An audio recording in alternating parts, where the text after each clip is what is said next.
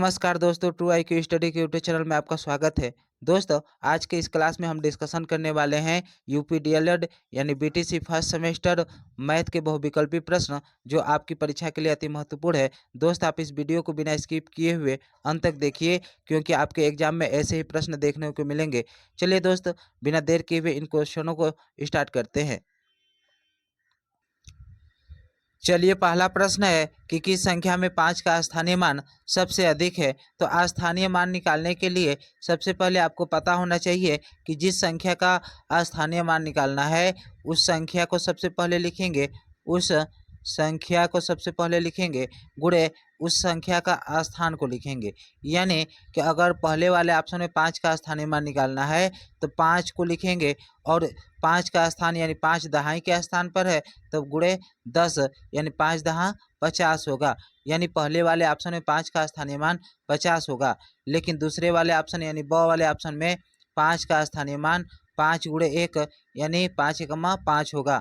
लेकिन 100 वाले ऑप्शन में 5 का स्थानीय मान 5 गुणे 100 यानी 5 सवयम 500 होगा। लेकिन चौथे वाले ऑप्शन में 5 का स्थानीय मान 5 गुणे 10 यानी 50 होगा। तो दोस्तों, यहाँ पर 100 वाले ऑप्शन में 5 का स्थानीय मान सबसे अधिक दिख रहा है, तो इसलिए हम लोग का 100 ऑप्शन सही होगा। चलिए, अगला प्रश्न है कि दो संख्याओं का मस 35 और उनका लस 525 है। उनमें से एक संख्या 175 है तो दूसरी संख्या होगा। तो ऐसे प्रश्न करने के लिए आपको एक सूत्र पता होना चाहिए कि पहली संख्या गुणे दूसरी संख्या बराबर लस गुणे मस होता है। तो यहाँ पर पहली संख्या का मान दिया हुआ है कि पहली संख्या का मान 175 गुणे दूसरी संख्या का मान पूछ रहा है, और लस का मान हमको दे दिया है 525 और मस का मान हमको दिया है 35। तो यहाँ पर दूसरी संख्या पता करना है, तो दूसरी संख्या यहाँ पर लिखेंगे। दूसरी संख्या बराबर 525 गुणे 35 बटा में 175। इसको कटाने का काम करेंगे। यह 5 से कटाएंगे तो 5 ते 15, 5 पचे 25, 5 से इसको कटाएंगे 5 एकम 5, फिर 0, 5 पचे 25, 35 से 35 एक बार में कट जाएगा, यानी हम लोगों का 105 यानी दूसरी संख्या 105 होगा। इस तरह हम लोग का दो ऑप्शन सही होगा। चलिए, अगला प्रश्न है कि समीकरण इतना को सरल करने पर प्राप्त होता है। तो ऐसे प्रश्नों को हल करने के लिए सबसे पहले छोटे कोष्ठक को हल करते हैं। अगर छोटे कोष्ठक के बाहर माइनस है तो अंदर प्लस रहेगा तो माइनस हो जाएगा, जो माइनस रहेगा वो प्लस हो जाएगा। तो यहाँ पर a माइनस प्लस b है, तो अगर माइनस से गुणा कराएंगे तो माइनस b होगा। अब माइनस 2a है, गुणा कराएंगे तो प्लस 2a होगा। इसको अगर जोड़ेंगे a और प्लस 2a जोड़ेंगे तो 3a होगा, अब माइनस बी यानी 3a माइनस बी होगा। इस तरह हम लोगों का ऑप्शन सही होगा। चलिए, अगला प्रश्न है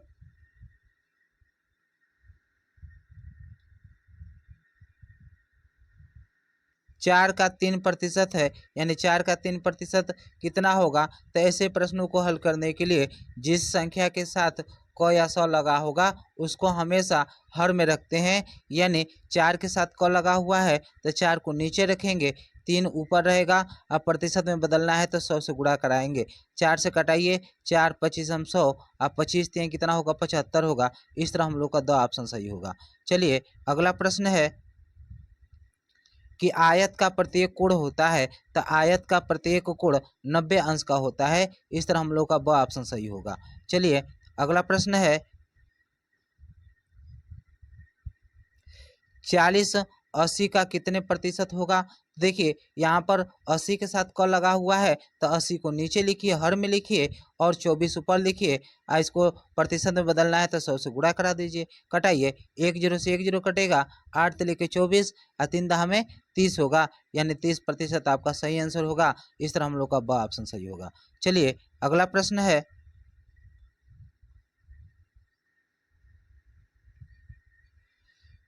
समीकरण इतना का मान होगा, तो इसको हल कीजिए।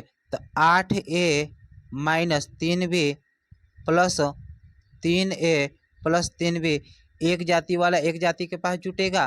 तो देखिए, 8a 3a जुटेगा क्योंकि एक जाति का है, तो 8a और प्लस 3a जुटेगा तो 11a होगा। लेकिन यहाँ पर 3 भी एक माइनस है एक प्लस है तो जुटेगा तो ये कट जाएगा यानी शून्य होगा। इस तरह हम लोगों का 11a ऑप्शन सही होगा। इस तरह हम लोग का स ऑप्शन सही होगा। चलिए अगला प्रश्न है 13 की अनुवर्ती प्राकृतिक संख्या है, तो अनुवर्ती का मतलब होता है एक आगे, तो 13 का एक आगे क्या होगा 14 यानी स ऑप्शन हम लोगों का सही होगा। चलिए अगला प्रश्न है a प्लस बी गुणे a माइनस बी का मान होगा। तो देखिए यह सूत्र होता है हम लोग का ए स्क्वायर माइनस बी स्क्वायर का सूत्र होता है एक कोष्टक में a प्लस बी और दूसरे कोष्टक में a माइनस बी, यानी हम लोगों का वह ऑप्शन सही होगा। अगला प्रश्न है कि 25% को दशमलव में बदलने पर मान प्राप्त होगा। तो 25% को अगर दशमलव में बदलेंगे तो प्रतिशत को हटाएंगे तो बटा में 100 होगा।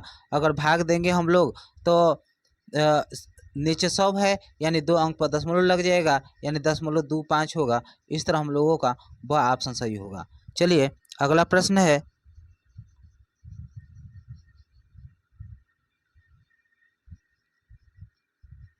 समांतर चतुर्भुज की सम्मुख भुजाएं होती है। तो समांतर चतुर्भुज की सम्मुख भुजाएं समांतर तथा समान होती है। इस तरह हम लोगों का स ऑप्शन सही होगा।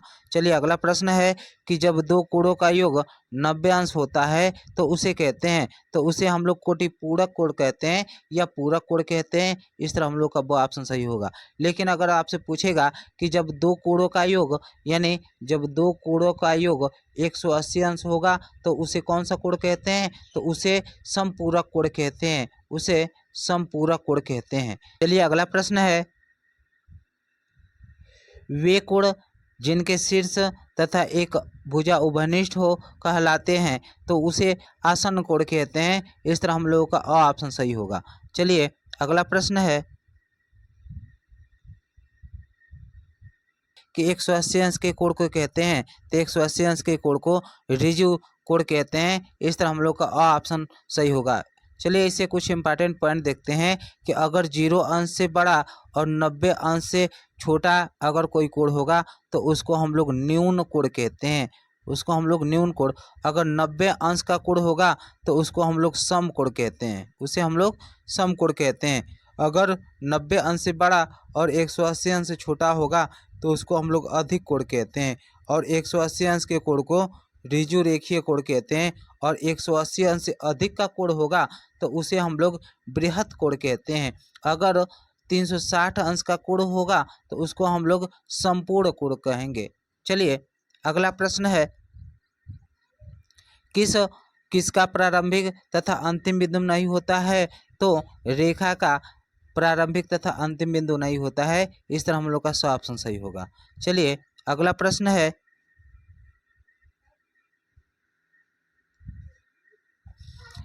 समीकरण इतना को सरल करने पर प्राप्त होता है। तो समीकरण इतना को अगर सरल करेंगे तो ए अगर कोष्टक के अंदर माइनस होगा तो वो प्लस हो जाएगा, जो प्लस रहेगा वो माइनस होगा। तो यहाँ पर माइनस बी प्लस 2a होगा, तो यहाँ पर जोड़ेंगे 3a माइनस बी होगा। इस तरह हम लोगों का अ ऑप्शन सही होगा। चलिए अगला प्रश्न है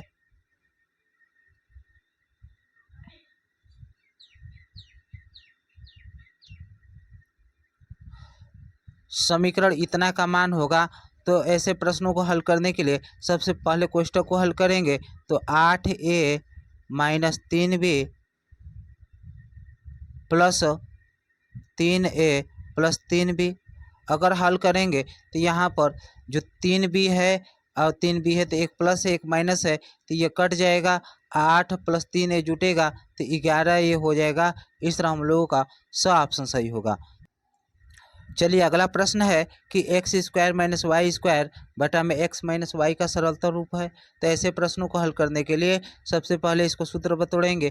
x square minus y square का सूत्र है एक्स प्लस वाई, दूसरे कोष्टक में एक्स माइनस वाई, नीचे दिया हुआ है एक्स माइनस वाई।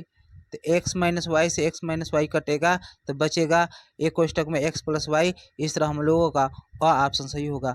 चलिए अगला प्रश्न है कि इतना में क्या जोड़ें कि योगफल शून्य हो जाए।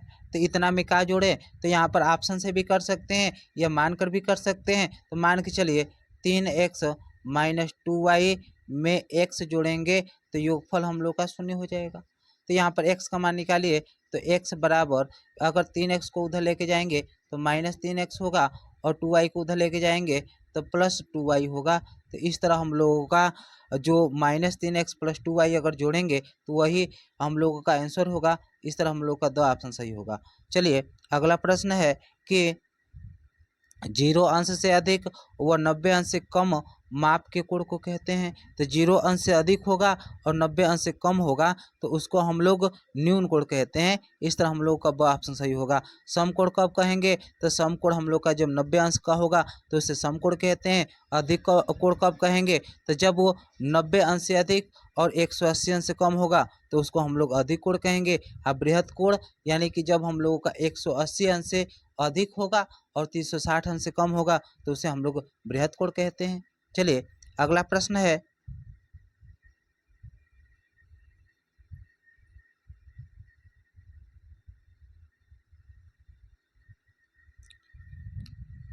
इतना में 3 का स्थानीय मान है, यानी इतना में 3 का स्थानीय मान निकालना है। तो पहले ही प्रश्न हम लोग देखे थे कि स्थानीय मान निकालने के लिए सबसे पहले उस संख्या को लिखेंगे और उस संख्या के स्थान को लिखेंगे। तो 3 यहाँ पर सैकड़ा के स्थान पर है तो 100 से गुणा कराएंगे तो 100 3 कितना होगा, 300 होगा। यानी यहाँ पर 3 का स्थानीय मान 300 होगा। इस तरह हम लोगों का ब ऑप्शन सही होगा। चलिए अगला प्रश्न है कि निम्नलिखित में से बृहत कोण है, यानी इनमें से कौन बृहत कोण है। तो हम अभी पढ़े हैं कि जब कोण 180 अंश से अधिक और 360 अंश से कम होगा तो वैसे कोण को हम लोग बृहत कोण कहते हैं। यानी कि जो 100 वाला ऑप्शन है 305 यही हम लोग का बृहत कोण होगा। इस तरह हम लोग का 100 ऑप्शन सही होगा। चलिए अगला प्रश्न है, समीकरण इतना का मान है तो इसको हम लोग हल करेंगे 5x + 7x - 3, क्योंकि कोष्ठक के बाहर प्लस है तो चिन्ह पर कोई प्रभाव नहीं पड़ेगा। जोड़ेंगे इसको 5x + 7x तो 12x होगा -3, यानी 12x - 3 हम लोग का आंसर होगा। तो हम लोग का 100 ऑप्शन सही होगा। चलिए अगला प्रश्न है, इतना का मान होगा तो अगर इसका गुणा कराएंगे तो 24 में 5 का गुणा कराएंगे तो 24 पाँचे 120 होगा।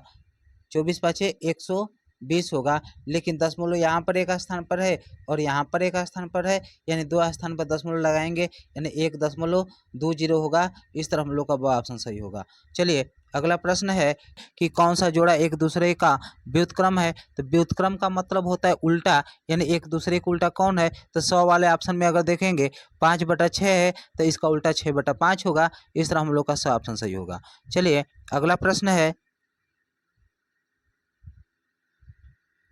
90 अंश के कोण को कहते हैं। तो 90 अंश के कोण को हम लोग समकोण कहते हैं। इस तरह हम लोग का ब ऑप्शन सही होगा। चलिए अगला प्रश्न है कि वृत्त के किन्हीं दो बिंदुओं को मिलाने वाले रेखाखंड को कहते हैं। तो वृत्त के किन्हीं दो, यानी वृत्त यह है, इसके किन्हीं दो बिंदुओं को मिलाने वाले रेखा को हम लोग जीवा कहते हैं। इस तरह हम लोगों का ब ऑप्शन सही होगा। चलिए अगला प्रश्न है कि 15% का भिन्न रूप होगा। तो 15% को अगर भिन्न रूप में बदलेंगे तो 15/100 होगा। अगर इसको कटाएंगे 5 × 15, 5 दूना के 10 है, 0 होगा, यानी 3/20 होगा। इस तरह हम लोग का ऑप्शन सही होगा। चलिए अगला प्रश्न है कि 3/2 का गुणात्मक प्रतिलोम है। तो गुणात्मक प्रतिलोम का मतलब होता है उल्टा, यानी 3/2 है तो उसका गुणात्मक प्रतिलोम 2/3 होगा। इस तरह हम लोग का 100 ऑप्शन सही होगा। लेकिन यहाँ पर अगर आपसे योगात्मक प्रतिलोम पूछेगा, 3/2 का योगात्मक प्रतिलोम बताइए, तो 3/2 का योगात्मक प्रतिलोम -3/2 होगा। यानी अगर प्लस रहेगा तो माइनस, माइनस रहेगा तो प्लस, योगात्मक प्रतिलोम होता है। लेकिन गुणात्मक प्रतिलोम उल्टा होता है। चलिए अगला प्रश्न है,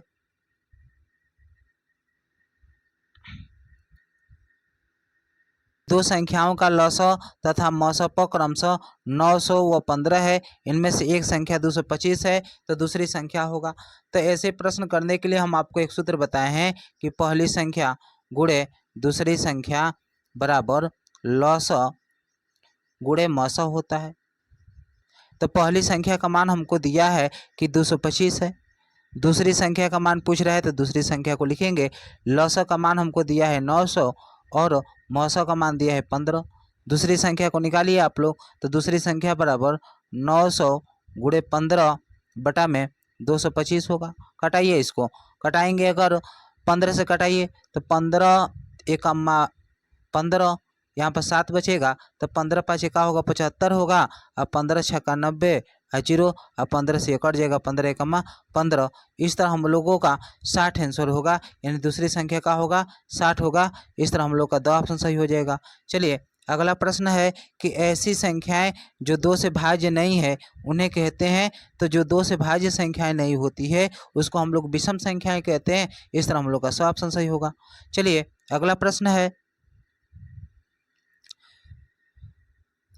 2, 4, 6, 8 आदि संख्याएं हैं। तो ये सभी संख्याएं सम संख्याएं हैं, यानी वे संख्याएं जो 2 से पूरी पूरी विभाजित होती है उसे हम लोग सम संख्याएं कहते हैं। चलिए अगला प्रश्न है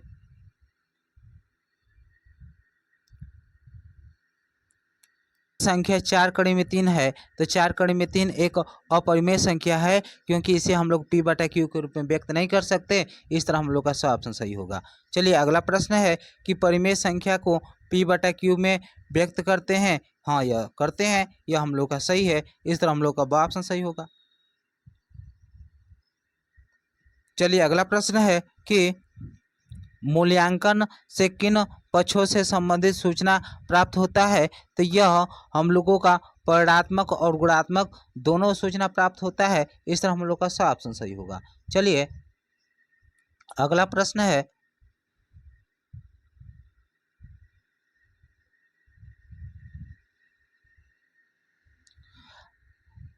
28 का पूर्ववर्ती प्राकृतिक संख्या है। तो देखिए पूर्ववर्ती का मतलब होता है एक पीछे, यानी 28 का एक पीछे का होगा, यानी एक घटाएंगे तो 27 होगा। इस तरह हम लोग का ऑप्शन सही होगा। चलिए अगला प्रश्न है कि इतना का मान ज्ञात कीजिए। तो देखिए ऐसे प्रश्नों को हल करते हैं। पहले यहाँ पर 2 से कटाइए, 2 दूना के का होगा, देखिए पहले लिख लीजिए इसे 5 बटा 8 प्लस 3 बटा में 4 गुणे 2 बटा में 6। इसको कटाइए, 2 दूना के 4 होगा, 3 दूना के 6 होगा, यानी 5 बटा में 8 और प्लस 1 बटा में 4। इसको हल करेंगे, 8 4 का लस 8 होगा, 5 होगा, और 4 दूना के 8 यानी 2 होगा, यानी 5 2 7 बटा में 8।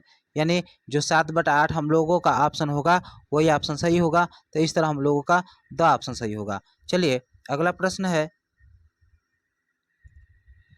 36 48 60 का लसा होगा, यानी कि 36 48 60 का लसा का होगा। तो देखिए जिसको अगर लसा निकालने नहीं आता है तो वो निकालेगा 36 48 60, इसको कटाएगा सबसे पहले। तो देखिए सबसे पहले अगर तीनों में देखेंगे कि तीनों में सबसे बड़ी संख्या से कौन विभाज्य है, नहीं तो हम लोग अगर सबसे पहले छोटी संख्या से कटाने का प्रयास करते हैं, लेकिन सबसे पहले यहाँ पर बड़ी संख्या से कटाएंगे।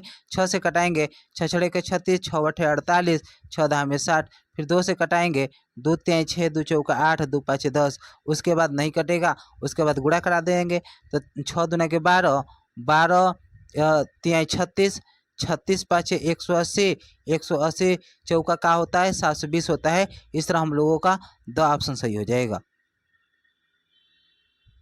चलिए अगला प्रश्न है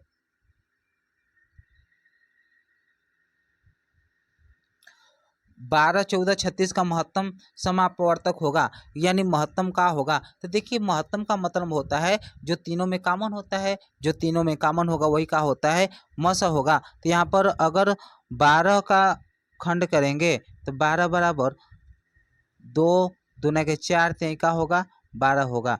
लेकिन 24 का खंड करेंगे तो 2 दूना के 4 दूना के 8 तले के का होगा 24 होगा। लेकिन 36 का खंड करेंगे तो 2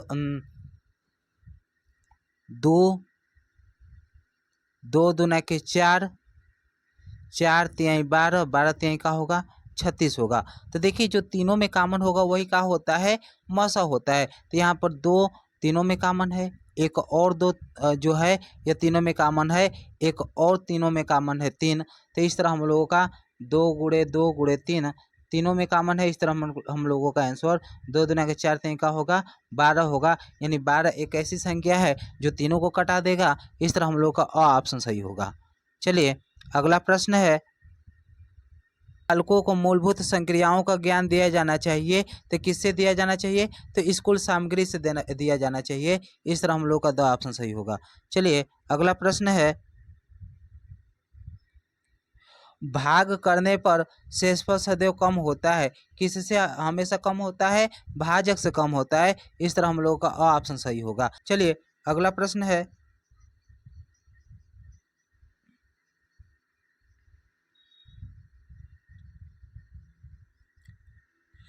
जिस भिन्न में अंश हर से बड़ा होता है वह कहलाती है, तो वह विषम भिन्न कहलाती है। इस तरह हम लोग का अ ऑप्शन सही होगा। चलिए अगला प्रश्न है कि 13 की अनुवर्ती प्राकृतिक संख्या है, तो 13 की अनुवर्ती प्राकृतिक संख्या 14 होता है, क्योंकि अनुवर्ती का मतलब एक प्लस होता है, यानी एक आगे होगा, यानी 13 का आगे एक का होगा, 14 होगा। इस तरह हम लोग का स ऑप्शन सही होगा। चलिए अगला प्रश्न है कि वे सभी संख्याएं जो 2 से पूर्णतः विभाजित नहीं होती कहलाती है, तो वे सभी विषम संख्याएं कहलाती है। इस तरह हम लोग का ब ऑप्शन सही होगा। चलिए अगला प्रश्न है कि 40 एवं 50 के मध्य युग्म अभाज्य संख्याएं हैं, यानी कि अभाज्य संख्याएं कौन है? तो देखिए यहाँ पर हम लोग देखेंगे कि अभाज्य संख्याएं क्या होता है, तो वे संख्याएं जो स्वयं अथवा एक के अतिरिक्त अन्य किसी संख्या से न कटे उसी को अभाज्य संख्या कहते हैं। तो जो 41 है यह स्वयं से कटेगा और 1 से कटेगा, और 43 भी स्वयं से कटेगा और 1 से कटेगा। इस तरह हम लोग का 2 ऑप्शन सही होगा। चलिए अगला प्रश्न है कि एक ही संख्या को बार बार जोड़ने की क्रिया कहलाती है, तो एक ही संख्या को बार बार जोड़ने की प्रक्रिया गुणा करना कहलाता है। इस तरह हम लोगों का ब ऑप्शन सही होगा। चलिए अगला प्रश्न है कि पूर्ण संख्याओं का गुणनफल सदैव होता है, तो पूर्ण संख्याओं का गुणनफल हमेशा पूर्ण संख्या होगा, कि अगर किसी भी संख्या में शून्य का गुणा करेंगे तो वह शून्य होगा। तो इस तरह हम लोग का ब ऑप्शन सही होगा। चलिए अगला प्रश्न है, जब 2 भिन्न में एक का अंश दूसरी के का हर हो तथा दूसरी का हर पहले भिन्न का अंश हो, तो वे आपस में कहलाती है, तो वे आपस में क्या कहलाती है? तो व्युत्क्रम भिन्न कहलाती है। इस तरह हम लोग का सब ऑप्शन सही होगा। कहने का मतलब है कि ए बटा में बी दिया हो और बी बटा में ए दिया हो, तो यह एक दूसरे के क्या है? व्युत्क्रम है, तो यह कैसा भिन्न कहेगा? व्युत्क्रम भिन्न कहलाएगा। चलिए अगला प्रश्न है,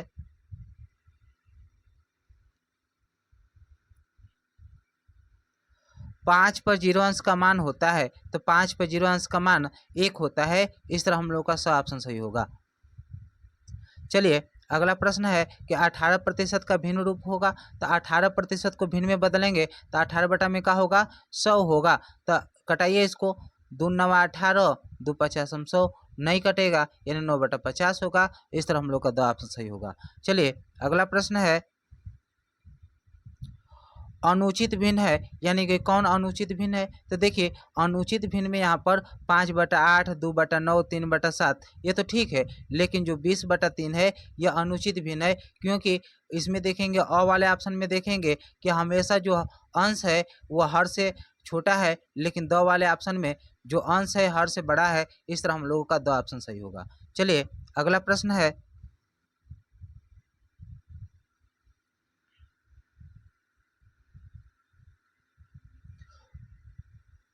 कौन सा भिन्न सबसे बड़ा है? तो देखिए ऐसे प्रश्नों को हल करने के लिए सबसे पहले क्या करेंगे, हम लोग हर को बराबर करने का काम करेंगे, लेकिन उससे भी आसान तरीका है कि हर एक ऑप्शन में क्या कर दीजिए, 1 जीरो बढ़ा दीजिए अंश में, तो 1 जीरो यहाँ पर बढ़ाएंगे, 1 जीरो यहाँ पर बढ़ाएंगे, 1 जीरो यहाँ पर, 1 जीरो यहाँ पर। अब कटाइए, 10 से कटाएंगे 70 को तो 10 7 70 होगा, 7 से कटाएंगे तो 7 5 35, लगभग में 5 जाएगा, और दशमलव में भी जाएगा, लेकिन अप्रैक्स में लेके जाइए।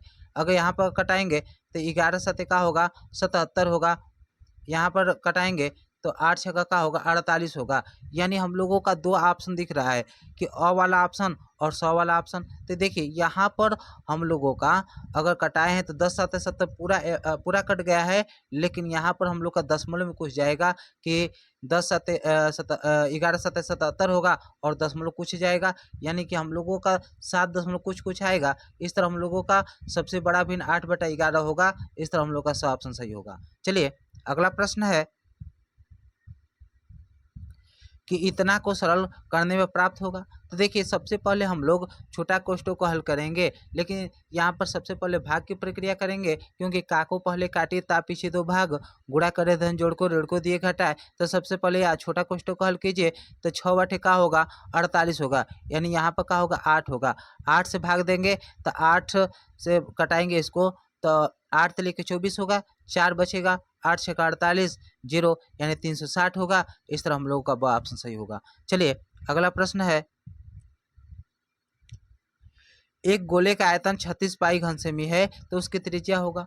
तो देखिए गोले का आयतन का सूत्र आपको पता होना चाहिए कि गोले का आयतन का सूत्र होता है 4/3, 4/3 पाई आर पर घन होता है। लेकिन गोले का आयतन आपको दे दिया है 36 पाई, यहाँ पर 4/3 पाई लिखिए, आर पर घन रहने दीजिए। देखिए पाई से पाई यहाँ पर कटा दीजिए, यहाँ से कटेगा 4 नवा का होता है 36 होता है, यहाँ से कटाई यहाँ से गुणा करा दीजिए, 3 नवा का होगा 27 बराबर आर का घन।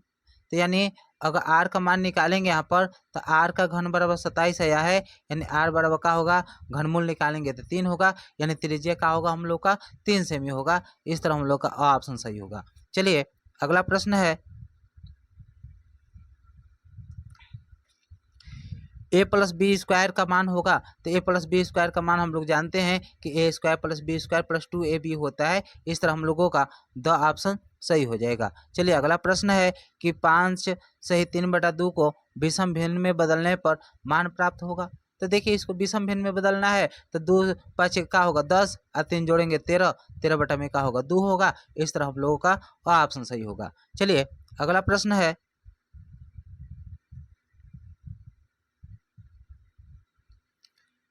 समीकरण इतना का मान होगा। तो सबसे पहले इसको हल करने का काम करेंगे, जो कि छोटा कोष्ठक दिया हुआ है तो छोटा कोष्ठक को हल कीजिए।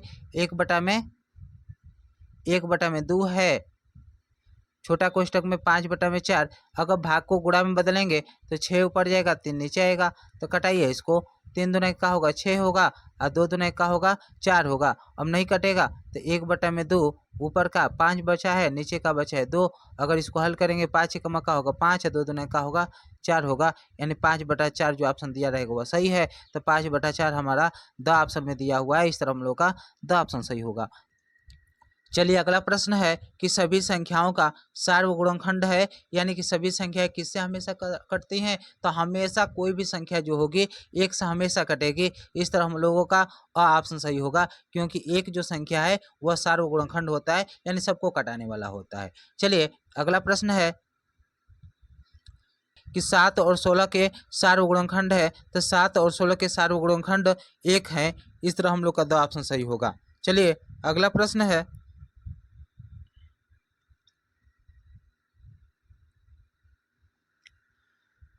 2 और 3 का लसा होगा। तो 2 3 का लसा हम लोग का होगा 6 होगा। इस तरह हम लोगों का स ऑप्शन सही होगा। थोड़ा यहाँ पर स ऑप्शन दिया है, सही कर लीजिए, यहाँ यानी कि 6 होगा। चलिए अगला प्रश्न है कि दो संख्याओं का मौसा 45 लसा 500 है, उनमें से एक संख्या 125 है तो दूसरी संख्या होगा। तो देखिए ऐसे प्रश्नों को हल करने के लिए हम एक सूत्र बताए थे कि पहली संख्या गुणे दूसरी संख्या बराबर लसा एलसीएम गुणे HCF यानी मौसा। तो देखिए पहली संख्या यहाँ पर हम लोग का दिया है 125, दूसरी संख्या पूछ रहा है, दूसरी संख्या लिखिए। लौसा का मान हम लोग का दिया है एलसीएम 500 दिया है, HCF यानी मौसा हम लोग का 45 दिया हुआ है।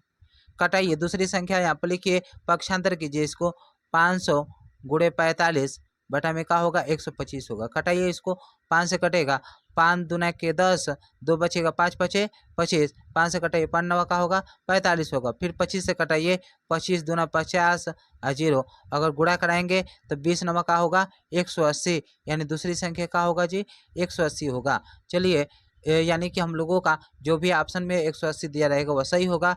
यहाँ पर हम लोगों का द वाले ऑप्शन में 180 दिया है, इस तरह हम लोग का द ऑप्शन सही होगा। चलिए अगला प्रश्न है,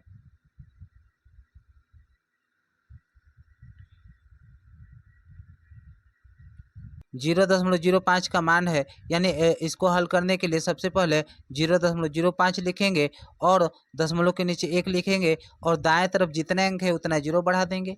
तो देखिए यहाँ पर ये तो हट गया, 5 से कटेंगे 5 और 5, 5 दूने के 10 है 0, यानी 120 1/20 होगा। जो ऑप्शन में 1/20 दिया रहेगा वह सही होगा। इस तरह हम लोग का आ ऑप्शन सही है।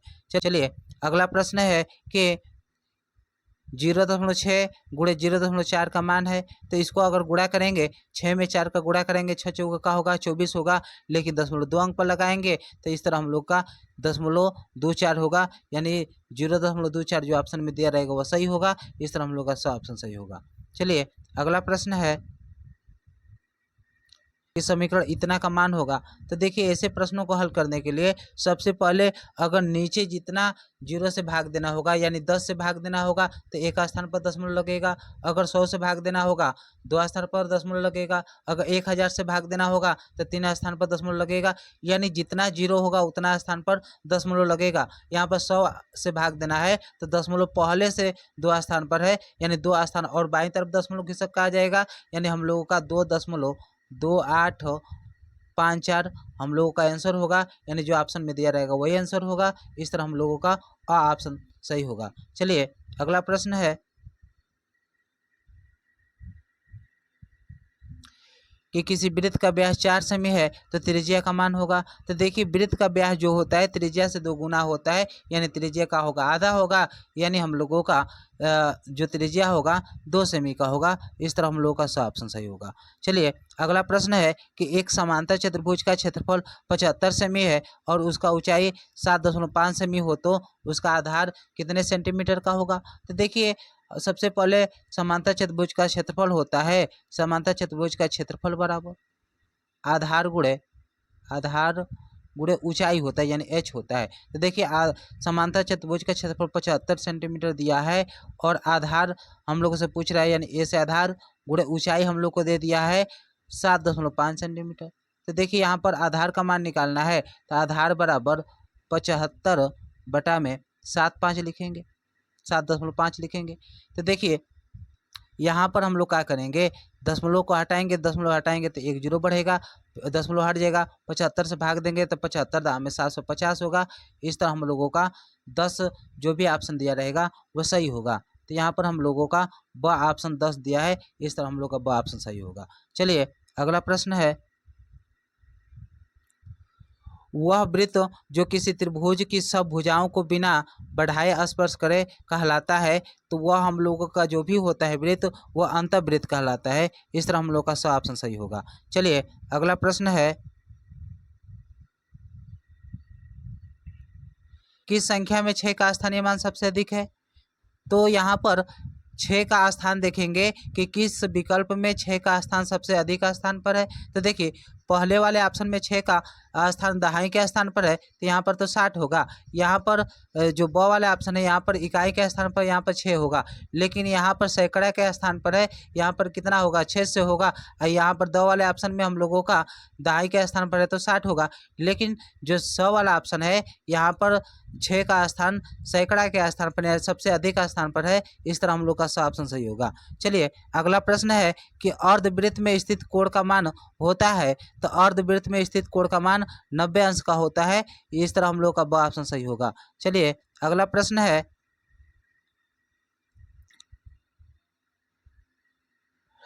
त्रिभुज का क्षेत्रफल होता है, तो त्रिभुज के क्षेत्रफल का सूत्र 1/2 गुणे आधार गुणे ऊंचाई यानी लंब होता है। इस तरह हम लोग का सा ऑप्शन सही होगा। चलिए अगला प्रश्न है कि किसी त्रिभुज की भुजाएं 6 सेमी 8 सेमी तथा 10 सेमी है, तो उसका क्षेत्रफल होगा। तो देखिए इसको हम लोग हल करने के लिए एक हीरोन का सूत्र होता है, हीरोन के सूत्र के हिसाब से भी कर सकते हैं, लेकिन वह लंबा पड़ेगा। यहाँ पर देखेंगे जो 6 है 8 है 10 है, क्या एक समकोण त्रिभुज है। तो हम लोग समकोण त्रिभुज में इस तरह देखेंगे कि जो समकोण त्रिभुज का सूत्र होता है कि कर्ण का वर्ग बराबर, यानी कर्ण का वर्ग बराबर लंब का वर्ग प्लस आधार का वर्ग होता है। यानी यह कर्ण है, यह आधार है, यह का है लंब है। तो यहाँ पर जो सबसे बड़ी भुजा होती है वह कर्ण होती है, यानी कर्ण यहाँ पर 10 दिया है, यहाँ पर क्या है आधार मान के चलिए 6 है, यह का लंब क्या है 8 है। तो यहाँ पर देखेंगे कि जो 8 का वर्ग करेंगे 64, 6 का वर्ग करेंगे 36, यहाँ 10 का वर्ग करेंगे क्या होगा 100 होगा। यानी कि यहाँ पर कर्ण का वर्ग बराबर लंब का वर्ग प्लस आधार के वर्ग के क्या हो रहा है जी बराबर हो रहा है। इस तरह हम लोगों का यह एक समकोण त्रिभुज है, तो समकोण त्रिभुज का सूत्र होता है 1/2 गुणे आधार गुणे ऊंचाई। तो देखिए 1/2 आधार का मान हम लोग का दिया है, आधार का मान 6 और 8 जो है उसको ऊंचाई माने थे। तो यहाँ पर कटाएंगे, 2 3 का होगा 6, 3 में 8 का गुणा करेंगे, 3 बटे का होगा 24 होगा, यानी हम लोगों का जो भी क्षेत्रफल होगा 24 वर्ग सेमी होगा। इस तरह हम लोग का दो ऑप्शन सही होगा। चलिए इस प्रश्न को हम लोग ह्यूरोन सूत्र के माध्यम से भी कर सकते हैं, लेकिन ह्यूरोन के सूत्र को हम लोग एक अलग से वीडियो में हम लोग चर्चा करेंगे। आप लोग कमेंट बॉक्स में कमेंट कर कर आप लोग जो भी है बताइएगा कि क्या हम इसके लिए एक अलग से वीडियो बनाएं। तो चलिए अगला प्रश्न है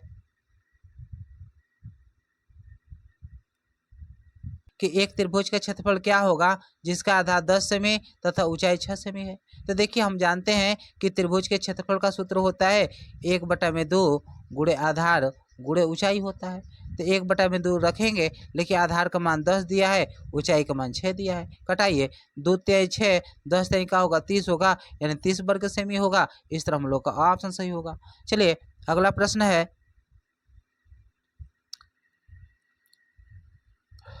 80 और 90 के बीच अभाज्य संख्याएं हैं। तो 80 और 90 के बीच अभाज्य संख्याएं हम लोगों का 83 होगा और 89 होगा, क्योंकि जो 83 है और 89 है ये स्वयं से कटेगा और 1 से कटेगा, इसके अतिरिक्त अन्य कोई संख्या से नहीं कटेगा। इस तरह हम लोग का दो ऑप्शन सही हो जाएगा। चलिए अगला प्रश्न है कि 15 कितने रुपए का 20% है। तो मान के चलिए कि जो 15 है यह x के 20% के बराबर है। तो इसको हल करेंगे हम लोग, 15 बराबर x गुणे 20 बटा में का होगा 100 होगा। कटाइए इसको, 20 1 20, 20 5 का होगा 100, गुणा कराइए, 15 5 का होगा 75, यानी x का मान का होगा 75 होगा। यानी जो भी हम लोग का ऑप्शन 75 दिया रहेगा वह सही होगा, यानी जो हम लोग का ऑप्शन दिया है वह 75 दिया है। इस तरह हम लोग का ऑप्शन सही होगा। चलिए अगला प्रश्न है कि पिक्टोग्राफ क्या प्रदर्शित करता है। तो पिक्टोग्राफ स्तंभ आरेख प्रदर्शित करता है कि रेखीय आरेख प्रदर्शित करता है कि वृत्तीय आरेख प्रदर्शित करता है। तो इनमें से कोई भी प्रदर्शित नहीं करता है। इस तरह हम लोग का दो ऑप्शन सही होगा। चलिए अगला प्रश्न है पाई चित्र में प्रदर्शित कुल आंकड़े आधारित होते हैं, यानी कुल आंकड़े कितने अंश पर आधारित होते हैं। तो सभी आंकड़े 360 अंश पर आधारित होते हैं। इस तरह हम लोग का ऑप्शन सही होगा। चलिए अगला प्रश्न है कि एक व्यंजक जिसमें केवल एक पद होता है कहलाता है। तो एक पदीय व्यंजक कहलाता है। इस तरह हम लोग का ऑप्शन सही होगा। चलिए अगला प्रश्न है कि y में 5 जोड़ने पर z प्राप्त होता है तो वह व्यंजक होगा। तो y में 5 जोड़ेंगे तो y प्लस का होगा 5 होगा, तो क्या प्राप्त हो रहा है, z प्राप्त हो रहा है। तो यही हम लोग का समीकरण प्राप्त होगा, यानी y + 5 बराबर z। जो भी ऑप्शन में दिया होगा वह सही होगा, यानी 100 वाला ऑप्शन में दिया है यह सही होगा। चलिए अगला प्रश्न है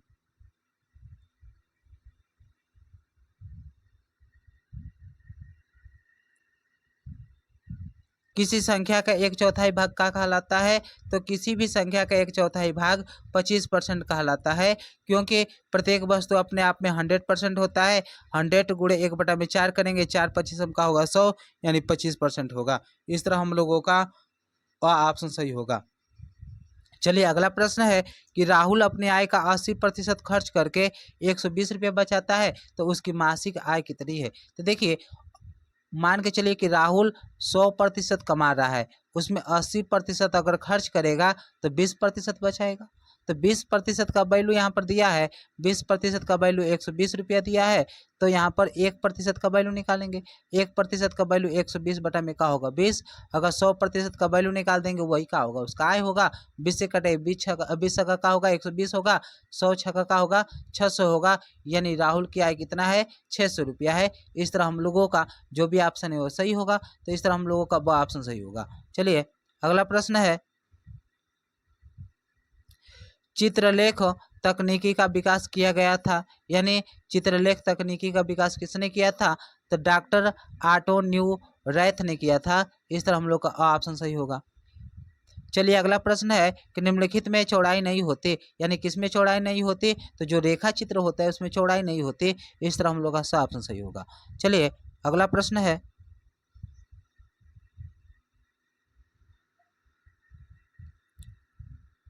निम्न में भाज्य संख्या है, यानी इनमें से कौन भाज्य संख्या है? तो भाज्य संख्या का मतलब जो कटेगा, तो देखिए 13 स्वयं और 1 से कटेगा, तो अभाज्य संख्या है। 7 भी अभाज्य संख्या है, 5 भी अभाज्य संख्या है, लेकिन 6 का है, एक भाज्य संख्या है। इस तरह हम लोग का द ऑप्शन सही होगा। चलिए अगला प्रश्न है कि 500 का 20% वही होगा जितना कि, यानी देखिए 500 का 20% निकालेंगे, तो पहले निकालिए 500 का 20% यानी 20 बटा में का होगा 100, 2 जीरो से 2 जीरो कटाएंगे, 20 पाँचे का होगा 100। इसमें से कौन वाला ऑप्शन 100 के बराबर होगा? तुरंत हम लोग रखेंगे ब वाला ऑप्शन। अगर रखेंगे 800 का 12.5% यानी 12 दूना के 24 एक 25 बटा में 2 और बटा में 100 करेंगे, यानी कि 25 से कटाएंगे, 25 चौका का होगा 100, 2 से 4 दूना के का होगा, 4 से कटाइए 4 दूना के 8, 2 जीरो होगा, और 2 से कटाएंगे 2 एक 2 जीरो यानी 100 होगा। यानी 100 के या का हो रहा है, बराबर हो रहा है, यानी कि ब वाला ऑप्शन जो होगा यह हम लोगों का 500 का 20% के बराबर होगा। इस तरह हम लोग का ब ऑप्शन सही होगा। चलिए अगला प्रश्न है कि इतना में 8 का स्थानीय मान है। तो देखिए 8 का स्थानीय मान, 8 को देखेंगे कि 8 कितने स्थान पर है, तो 8 को लिखिए, 8 यहाँ पर सैकड़ा के स्थान पर है, तो 100 से गुणा कराएंगे, 100 8 कितना होगा, 800 होगा। इस तरह हम लोग का ब ऑप्शन सही होगा। चलिए अगला प्रश्न है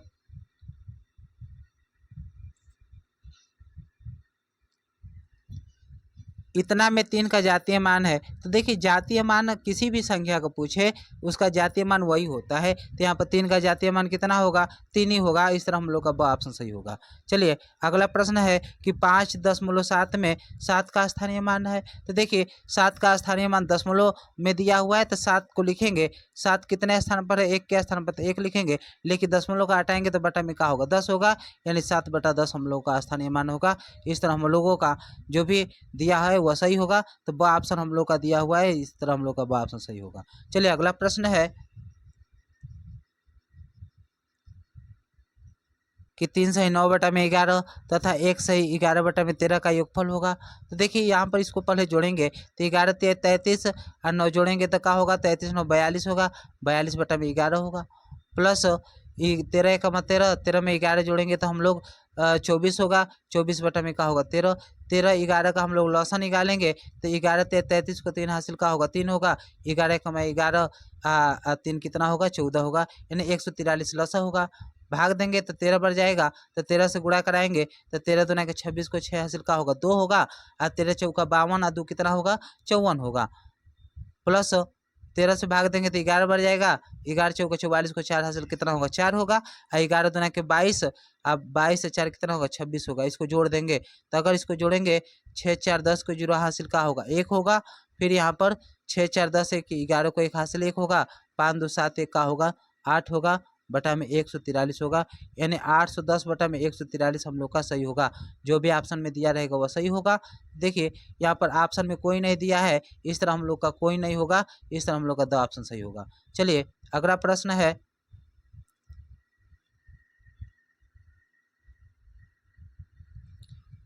कि संख्या इतना विभाज्य होगा, यानी कि यह संख्या कितना से विभाज्य है। तो देखिए 5 से विभाज्यता का नियम होता है कि अगर इकाई अंक 0 या 5 होगा तो वह संख्या 5 से विभाज्य होगा। तो यहाँ पर 0 या 5 नहीं है, इस तरह हम लोग 5 से इस संख्या को कटाएंगे तो नहीं कटेगा, 7 से भी कटाएंगे तो यह संख्या नहीं कटेगा, लेकिन यह 3 से कटाएंगे तो कटेगा। कटाइए 3 से, तो 4 7 3 4, देखिए 3 1 का होगा 3 होगा, 1 बचेगा 7 उतारेंगे, 3 से कटाएंगे 3 5 का होगा 15 होगा, फिर 2 बचेगा 3 3 7 का होगा 21 होगा, फिर 2 बचेगा 4 3 बटे का होगा 24, यानी कट जा रहा है 3 से, यानी कि 100 वाला ऑप्शन सही हो सकता है।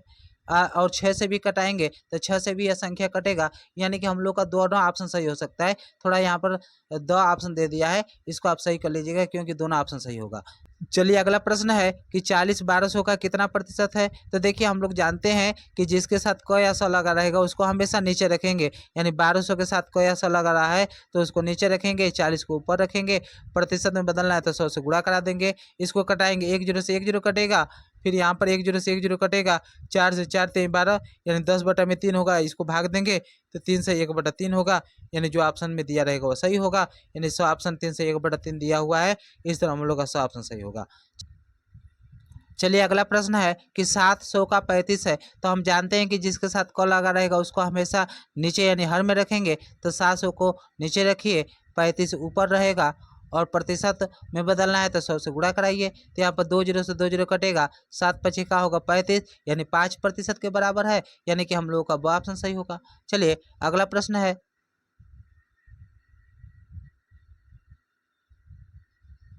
तीन समान भुजाओं वाले त्रिभुज को कहते हैं। तो तीन समान भुजाओं वाले त्रिभुज को समबाहु त्रिभुज कहते हैं। इस तरह हम लोग का सब ऑप्शन सही होगा। चलिए अगला प्रश्न है कि आयत का परिमाप होता है, तो आयत का परिमाप 2 कोष्ठ में लंबाई धन चौड़ाई होता है। इस तरह हम लोग का ऑप्शन सही होगा।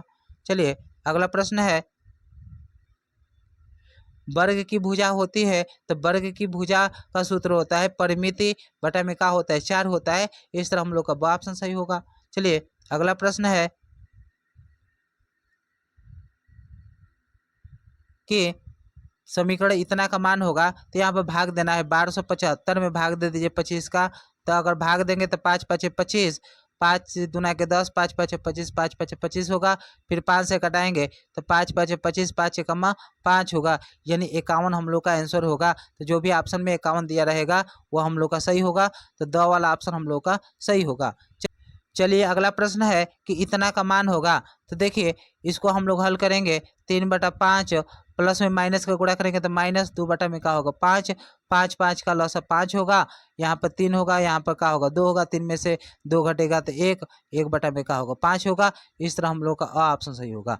चलिए अगला प्रश्न है कि असमान भुजाएं वाले त्रिभुज के कहते हैं। तो असमान भुजाएं वाले त्रिभुज को विषमबाहु त्रिभुज कहते हैं। इस तरह हम लोग का द ऑप्शन सही होगा। चलिए अगला प्रश्न है, समद्विबाहु समकोण त्रिभुज में प्रत्येक कोण होता है। तो समद्विबाहु समकोण त्रिभुज में प्रति एक कोण जो होता है वह 90 अंश से कम होता है। इस तरह हम लोगों का वह ऑप्शन सही होगा। चलिए अगला प्रश्न है कि आयत का प्रत्येक कोण होता है। तो आयत का प्रत्येक कोण 90 अंश का होता है। इस तरह हम लोगों का ऑप्शन सही होगा। चलिए अगला प्रश्न है,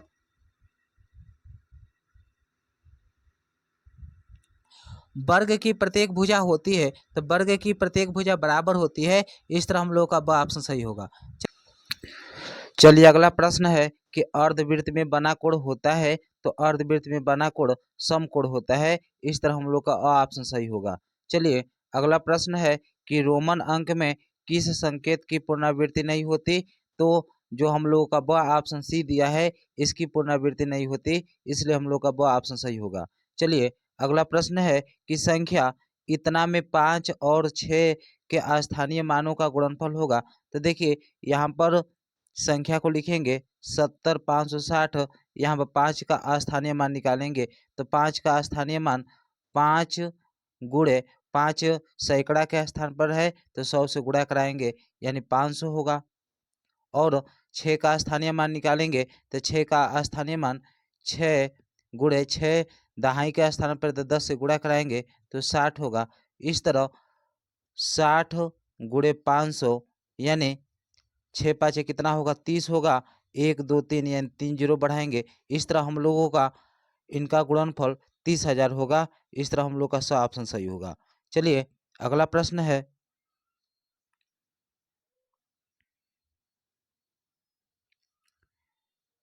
इतना का 4% कितना है। तो इसको हल करेंगे 0.5 गुणे 4/100। दशमलव को यहाँ पर हटाएंगे तो दशमलव के नीचे 1 लिखेंगे और दाएं तरफ जितना अंक होगा उतना शून्य लिखेंगे। तो 1 अंक है तो 1 शून्य लिखेंगे तो दशमलव हर जगह। इसको कटाएंगे 5 एकम 5, 5 दूना के 10 और 2 से 4 को कटाएंगे 2 दूना के 4 होगा, यानी 2/100 होगा।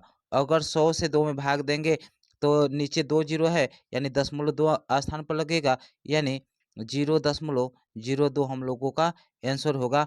जो ऑप्शन में दिया रहेगा वही ऑप्शन हम लोगों का सही होगा। तो ब ऑप्शन हम लोगों का 0.02 दिया है। इस तरह हम लोगों का ब ऑप्शन सही होगा। चलिए अगला प्रश्न है कि यदि x माइनस 2 बराबर 1 तो इतना का मान होगा। तो देखिए यहाँ पर हम लोग पहले x का मान निकालेंगे। तो x माइनस 2 बराबर 1 दिया है, तो x बराबर 1 उधर लेके जाएंगे 2 को तो +2 होगा, यानी x का मान 3 होगा।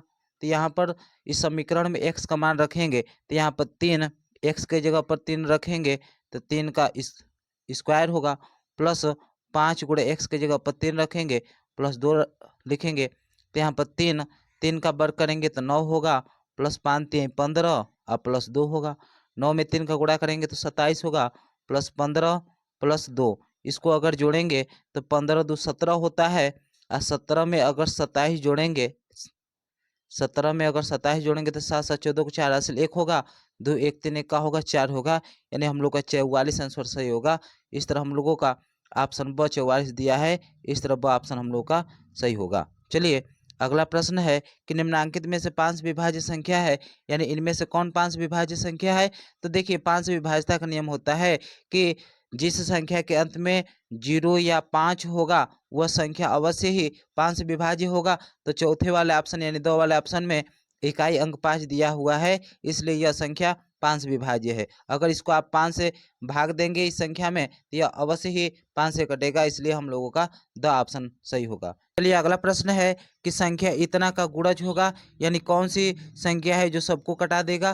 तो अगर 17 से कटाएंगे यानी 17 का पहाड़ा पढ़ेंगे तो 17 के पहाड़ा में 68 भी आएगा, 102 भी आएगा, 51 भी आएगा और 153 भी आएगा। इस तरह हम लोग का अ ऑप्शन सही होगा। चलिए अगला प्रश्न है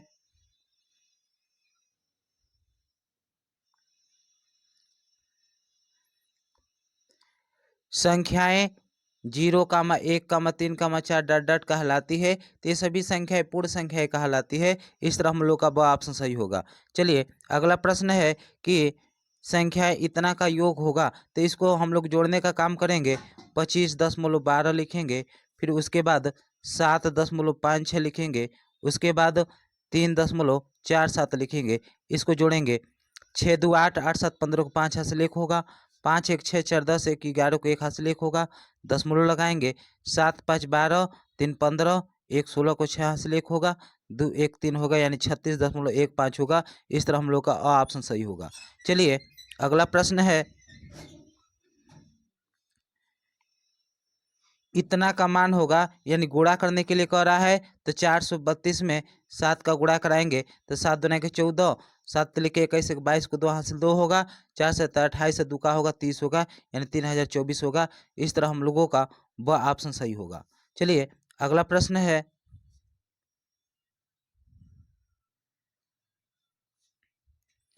इतना को सरल करने पर प्राप्त होगा, यानी इतना को सरल करेंगे तो क्या प्राप्त होगा। तो सबसे पहले छोटा कोष्ठक का हल करेंगे, तो 28 में 3 जोड़ेंगे तो 31 होगा, 31 में अगर 5 का गुणा कराएंगे तो 5 1 5 5 3 15 होगा, यानी 155 वाला ऑप्शन हम लोग का सही होगा। इस तरह हम लोग का स ऑप्शन सही होगा। चलिए अगला प्रश्न है कि इतना का मान होगा, तो इसको सबसे पहले हल करेंगे। 8/9 अगर प्लस में माइनस का गुणा करेंगे तो माइनस होगा, 4/9 9 9 का लस 9 होगा, यहाँ पर 8 होगा, माइनस 9 1 9 1 बढ़ जाएगा, 1 में 4 का गुणा करेंगे तो 4 होगा, 8 में 4 घटाएंगे तो 4 होगा, बटा में 9 होगा, यानी कि हम लोग का 4/9 वाला ऑप्शन सही होगा। इस तरह हम लोग का अ ऑप्शन सही होगा। चलिए अगला प्रश्न है 18% का भिन्न रूप होगा, यानी 18% को भिन्न में बदलेंगे, यानी 18/100 कटाएंगे हम लोग, 2 9 18 2 50 हम 100 नहीं कटेगा, यानी 9/50 हम लोग का ऑप्शन सही होगा। इस तरह हम लोग का द ऑप्शन सही होगा। चलिए अगले प्रश्नों की ओर चलते हैं।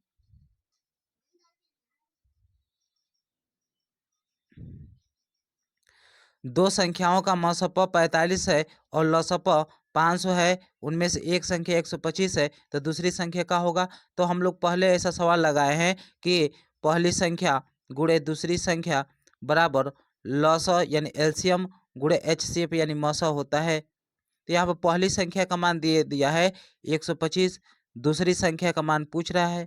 यहाँ पर एलसीएम का मान भी हमको दे दिया है 500 और एचसीएफ यानी मौसा हम लोग को दे दिया है 45। इसको कटाएंगे हम लोग, दूसरी संख्या बराबर 500 गुणे 45 बटा में 125 लिखेंगे। इसको हल करेंगे, 5 से कटाएंगे, 5 दूना के 10 5 5 25, 5 9 45 होगा। फिर 25 से कटाएंगे, 25 दूना 50 0, 20 में 9 का गुणा करेंगे तो 20 9 180 होगा। इस तरह हम लोगों का द ऑप्शन सही होगा। चलिए अगला प्रश्न है कि अभाज्य संख्या है, यानी कि इनमें से कौन अभाज्य संख्या है। तो अभाज्य संख्या का मतलब हम लोग जानते हैं कि वे संख्या है जो स्वयं अथवा एक के अतिरिक्त अन्य किसी संख्या से न कटे, उसी को अभाज्य संख्या कहते हैं। तो जो दो है यह स्वयं से कटेगा और एक से कटेगा, इसके अलावा अन्य किसी संख्या से नहीं कटेगा। इस तरह हम लोगों का ब ऑप्शन सही होगा। चलिए अगला प्रश्न है, निम्नलिखित में से 9 का अपवर्त्य है, यानी इनमें से कौन 9 का अपवर्त्य है। तो अपवर्त्य का मतलब कि 9 से कटाएं तो सभी कट जाए, यानी 9 का पहाड़ा पढ़ने पर सभी अंक आए। तो अगर हम लोग ब वाला ऑप्शन देखेंगे तो 9 का अपवर्त्य 9, 18, 27 और 36 ये सभी होंगे। इस तरह हम लोगों का ब ऑप्शन सही होगा। चलिए अगला प्रश्न है,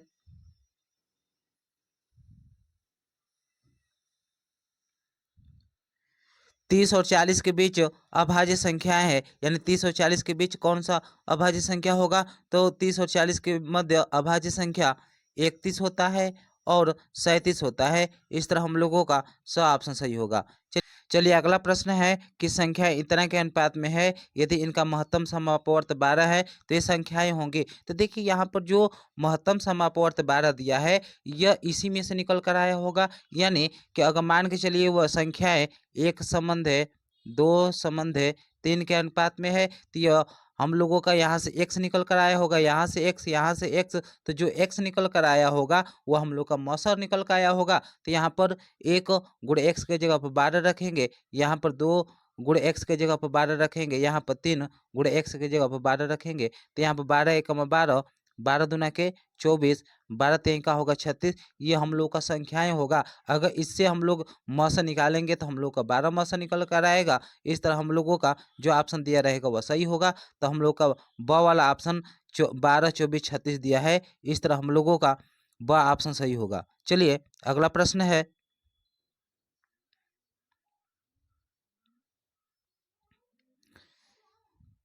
किस किसी कक्षा में 30 बच्चों में से 80% बच्चे उत्तीर्ण हुए तो कक्षा में कितने बच्चे हैं। तो देखिए 30 बच्चों में से 80% उत्तीर्ण हुए, तो यानी 30 बटा में का होगा 100 होगा। कटाएंगे इसको, 1 जीरो से 1 जीरो कटेगा, यहाँ से 1 जीरो से 1 जीरो कटेगा, यानी कि 8 लिखे का होगा 24 होगा, यानी 24 बच्चे उत्तीर्ण हुए हैं। इस तरह हम लोगों का अ ऑप्शन सही होगा। चलिए अगला प्रश्न है, यदि किसी त्रिभुज के तीनों कोण क्रमशः 65 अंश, 45 अंश और 70 अंश है तो वह त्रिभुज होगा। तो वह त्रिभुज न्यून कोणीय होगा, क्योंकि यह कोण सभी 0 अंश से बड़ा और 90 अंश से छोटा है, इसलिए यह सभी कोण न्यून कोणीय होगा। इस तरह हम लोग का ऑप्शन सही होगा। चलिए अगला प्रश्न है, संख्या इतना का लघुत्तम समापवर्तक होगा। तो देखिए आपको ऐसे प्रश्नों को हल करने के लिए आपको एक सूत्र पता होना चाहिए कि भिन्नों का लसा बराबर अंश का लस बटा में हर का मस। तो देखिए यह सूत्र पर अगर आप रखेंगे तो आपका आंसर आएगा। लेकिन यहाँ पर थोड़ा सा जो हम लोग का सवाल दिया है ये दशमलव के रूप में दिया है, तो सबसे पहले दशमलव हटाने का काम करेंगे। दशमलव हटाएंगे तो ऊपर 10 होगा, बटा में 12 होगा, कामा दशमलव यहाँ पर हटाएंगे तो ऊपर 20 होगा, बटा में 15 होगा। अगर यहाँ पर दशमलव हटाएंगे तो ऊपर 20 होगा, नीचे का होगा 100 होगा। अगर यहाँ पर दशमलव हटाएंगे तो 40 ऊपर होगा, नीचे का होगा 9 होगा। अगर ऊपर का हम लोग लसा निकालेंगे तो 10, 20, 20, 40 का लसा निकालेंगे तो 40 होगा। अगर नीचे का मौसा निकालेंगे तो हम लोग का 12, 15, 6 और 9 का मौसा निकालेंगे तो 3 होगा। इस तरह हम लोगों का जो लघुत्तम समापवर्तक आएगा वह 40/3 होगा। इस तरह हम लोग का स ऑप्शन सही होगा। चलिए अगला प्रश्न है,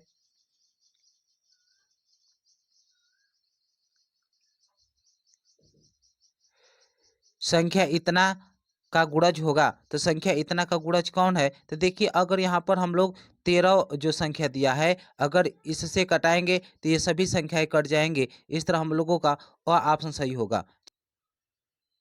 चलिए अगला प्रश्न है कि 25 किलोग्राम शक्कर और 30 किलोग्राम गुड़ को किस बड़े से बड़े बाट द्वारा पूरा पूरा तौला जा सकता है। तो देखिए, अगर आपसे ऐसा प्रश्न पूछ दे कि बड़े से बड़े बाट द्वारा, तो जहाँ बड़े से बड़े बाट पूछेगा तो वहाँ पर हम लोग मौसा निकालने का काम करेंगे। अगर मौसा निकालेंगे हम लोग 25 और 30 का, तो 25-30 का मौसा हम लोगों का क्या होगा, 5 होगा, क्योंकि 25 का खंड करेंगे तो 5 गुणे 5 होगा। अगर 30 का खंड करेंगे तो 5 गुणे 6 होगा। तो इसमें से जो कॉमन होता है वही क्या होता है, मौसा होता है। तो दोनों में कॉमन 5 है। इस तरह हम लोगों का जो बड़ा से बड़ा बाट होगा वो 5 की ग्रह का होगा। इस तरह हम लोग का 2 ऑप्शन सही होगा। चलिए अगला प्रश्न है,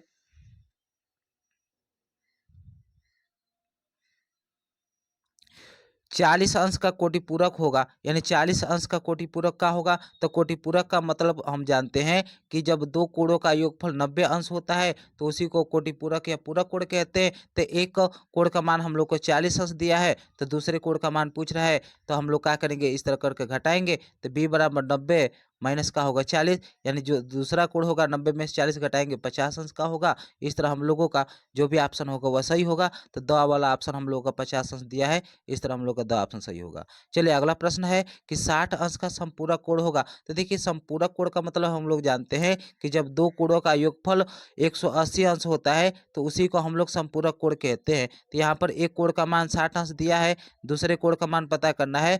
तो क्या करेंगे, यहाँ से घटाने का काम करेंगे। तो 180 में से 60 घटाएंगे तो क्या होगा, बी का मान 180 में से 60 घटाएंगे तो 120 अंश का होगा। इस तरह हम लोग का जो भी ऑप्शन होगा वह सही होगा। तो यहाँ पर दो ऑप्शन 120 दिया हुआ है, तो दो ऑप्शन हम लोग का सही होगा।